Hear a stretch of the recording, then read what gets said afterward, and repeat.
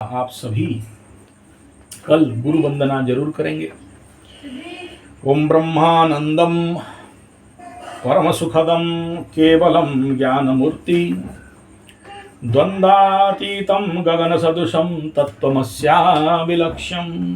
अब इसका जो अर्थ है, अगर एक एक बोलने जाऊं तो फिर ये 2 घंटा का विषय हो जाएगा, लेकिन सरलता और सहजता से अगर आप समझ जाओ, मैं जिस स्तोत्र का, जिस विषय का बात करना चाहता हूँ कि सद्गुरु ब्रह्मानंद स्वरूप हैं और परम सुखदम, जीवन में परम सुख प्रदान करने वाले हैं और शुद्ध ज्ञान की प्रतिमूर्ति हैं।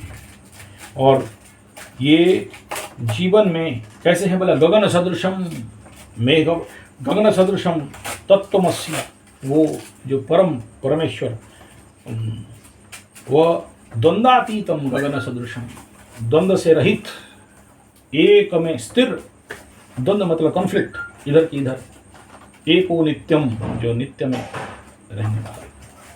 तो ये गुरु स्तोत्र का पहला सूत्र है। और गुरु स्तोत्र का दूसरा सूत्र क्या है? एको एकम नित्यम विमलमचलम सर्वधी साक्षीभूतम भावातीतं त्रिगुणरहितं सद्गुरुं तं नमामि। यस्यान्तं नादिमध्यं नहि करचरणं नाम गोत्रं न सूत्रं नो जाति नैव वर्णं न भवति पुरुषो नो नपुंसं न च स्त्री। गुरु का कुछ जाति भेद वर्ण पुरुष स्त्री कुछ नहीं। गुरु एक सत्ता है, एक तत्व है जो हमारे सामने, हमारे जीवन में भिन्न भिन्न रूप लेके आता है और गुरु रक्षा करता है। जितने सारे जीवन में बड़े से बड़े पीड़ा आप देख लो, कोई ना कोई जिंदगी में बचाने रक्षा करने आ जाता है, वो कहीं ना कहीं आपका गुरु होता है।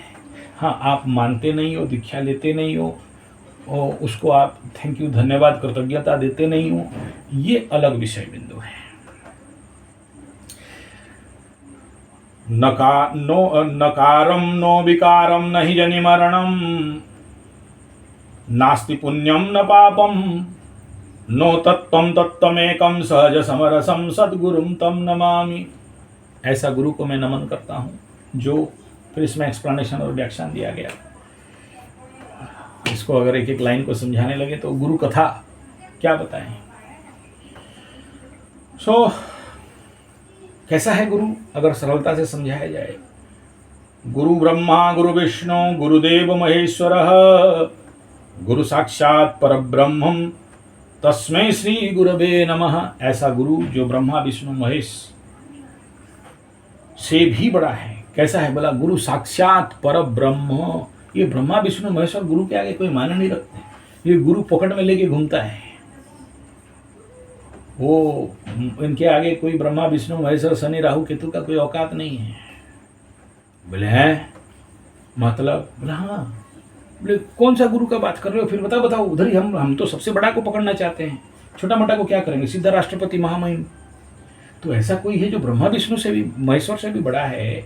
शनि राहु केतु जिसके आगे बौना हो जाते हैं, शनि राहु केतु जिसको डरते हैं, ऐसा कोई है तो गुरु। बोले वो कहाँ रहता है, कौन सा मंदिर में मिलेगा? बोले कोई मंदिर में नहीं, तुम्हारे जीवन में गुरु स्वयं आ जाता है।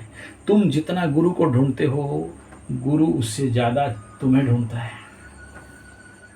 बोले पगला गए हो गुरु जी, बौखला गए हो, गांजा मार के सूखा ज़्यादा माल मार दिए और इधर दिमाग खराब कर रहे हो सुबह सुबह। गुरु हमको ढूंढता है। बोला हाँ, तुम पकड़ में नहीं आते हो, तुम्हारा अहंकार है, तुम्हारा घमंड है, तुम्हारा माया है, तुम्हारा धन दौलत, और तुम जो दौड़ है ना, कुत्ता का दौड़, चूहा का दौड़, इसलिए तुम गुरु को पकड़ में आते नहीं हो। लेकिन तुमसे ज़्यादा तुम क्या गुरु ढूंढोगे, गुरु तो तुम्हें ढूंढ ढूंढ के पागल है। बोले महाराज थोड़ा सा क्लियर करो, समझ नहीं पाए। बोले सुनो, ये भी एक लंबा चौड़ा विषय हो जाएगा, लेकिन मैं इतना ही तुम्हें बता दूं, मतलब सरलता से तुम्हें बता देना चाहता हूं कि गुरु तुम्हें सबसे ज़्यादा ढूंढता है। तुम क्या गुरु ढूंढोगे, तुम्हारा औकात कहाँ तुम गुरु को ढूंढ सकते हो? अच्छों का गुरु तुमसे ज्ञानी है, तो तुम्हें कैसे पता चलेगा? तुम पकड़ में नहीं आते हो। तो एक बढ़िया विषय है। कोई लड़का था, गुरु के पास पहुंच गया, बोला गुरु जी, बोला क्या, दीक्षा उक्षा दे दो, चेला बनने आया हूँ। बोला कोई बात नहीं, ठीक है, चेला ले बन जा। बना दिया, तो दीक्षा उक्षा दे दिया। बोला जाओ सेवा करो, और उधर गौशाला में सेवा करो। बोला गुरु जी, 2-4 दिन सेवा किया, उसके बाद बोला गुरु जी बड़ा याद आ रहा है माँ का। कोई बात नहीं, जा, याद आ रहा है तो जाओगे ना, और क्या करें यहाँ बैठ के। चला गया, आया नहीं। गुरुजी ढूंढ ढूंढ के पहुंचे, बोला क्या हुआ, क्यों नहीं आए। बोला गुरुजी आया तो था, जाने वाला तो था आपके पास तंत्र मंत्र जंत्र सीखने के लिए, पूजा पाठ सीखने के लिए, ज्योतिष सीखने के लिए, श्रवण पूजा करने के लिए, लेकिन माँ का तबीयत खराब हो गया। माँ बोल रही है कि तेरा शादी करा दें, तभी वो थोड़ा सा शांति से मरेगी।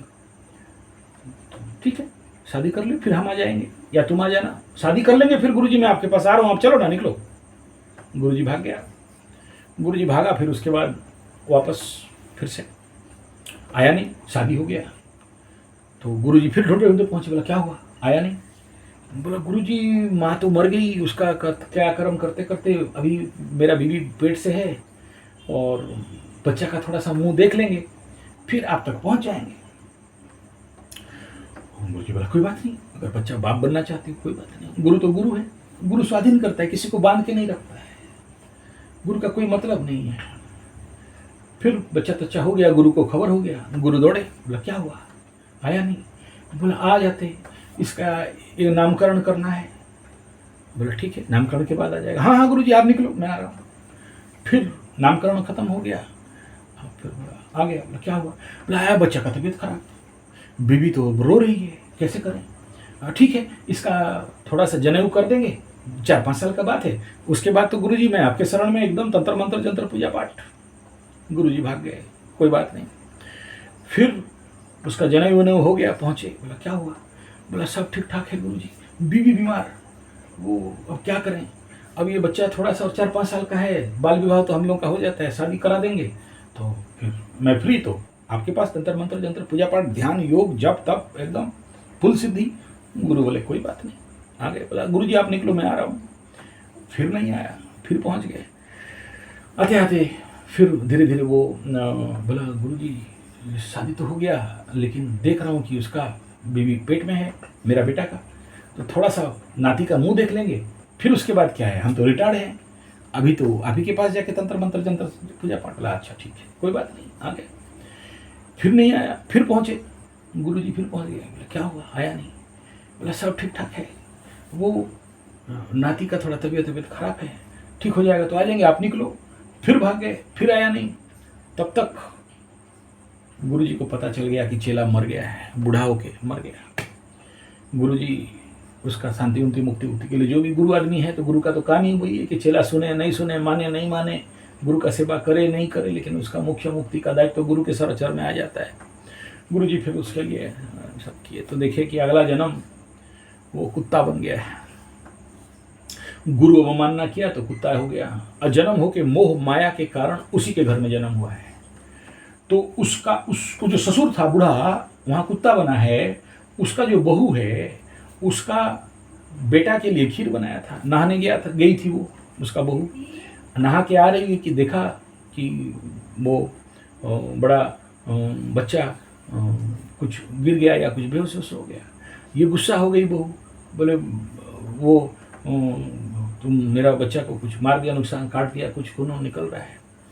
मारा डंडा, कुत्ता खत्म। गुरुजी फिर पहुंचे। बोला क्या हुआ, चल। बोला नहीं गुरुजी क्या करें, थोड़ा सा रुक जाओ। और ठीक है, भागे गुरुजी। दूसरा जन्म फिर गुरुजी उसके लिए पूजा पाठ कर दिए। दूसरा जन्म सांप हो गया। सांप जन्म होके फिर वहां मर्डरी मार के उसी घर में आगे पीछे। फिर उसका बेटा कोई मारा, उसको सांप होके अंदर घुसाया, दिया कूट के मर गया, दरमरा हो गया, मरा नहीं। फिर गुरुजी उसको पकड़ के लाए, बोले चल, इंसान होके तो नहीं आया, सांप होके भी चल, तेरे को मोक्ष मुक्ति देते हैं। गुरु उदार होता है, गुरु दयावान होता है। गुरु एक बार दीक्षा ले लिए तो गुरु का परम कर्तव्य हो जाता है कि आपको मोक्ष मुक्ति तक पहुंचाए।